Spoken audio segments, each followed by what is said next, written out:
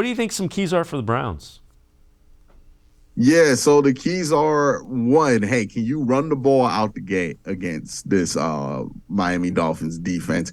And will you be able to force them out of their base set? If you can do that, then you can really take advantage of the secondary. You can really move the ball easily on them. That's going to be one of those things, right? The Browns, what you need to see consistently is them being able to get to the 3rd and 5 at the very least, right? 3rd and 5, 3rd and 6. I think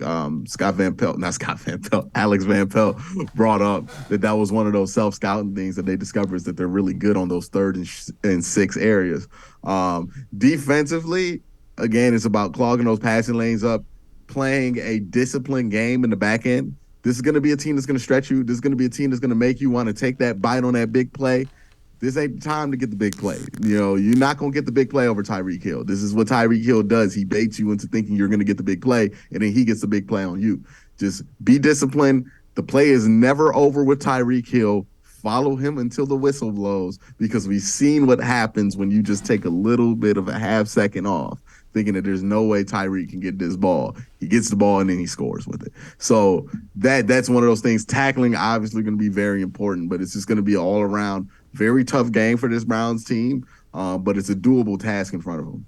Yeah, and again, if they get to 4-5, then all of a sudden you're looking at it and will Josh Allen play? I would assume he'll play for the Bills after a week rest if he doesn't play. And then you got the Buccaneers. So neither of those teams are playing as well as you thought they would be when you were looking at this stretch of games going, the schedule is kind of, it's coming back to the median, if you will. Mm-hmm.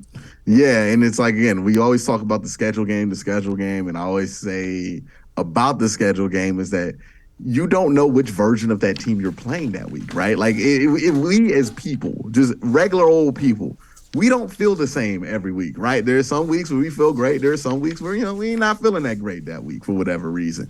It's the same thing with football teams because they're comprised of people. And look, some weeks that football team is rolling. They're feeling great. They're healthy. And then some weeks they're not, and they're not playing well, right? Like these are ultimately human beings at the end of the day. They're going to have the same ebb and flow. So when we try to do this whole schedule game, it's about projecting and we're just basically acting as if these guys are going to be exactly who everybody expects them to be when that's never been the case. So it's always a week-to-week projection when it comes to football and the schedule. And this is a prime example why, because nobody looked at that Tampa Bay Buccaneers game as winnable. Now that's a game where if the Browns lose, people are going to be legit mad at Kevin Stefanski for that, right? Like people, the expectations change during the season way more rapidly than we ever anticipate. And it happens every year. You know what I mean?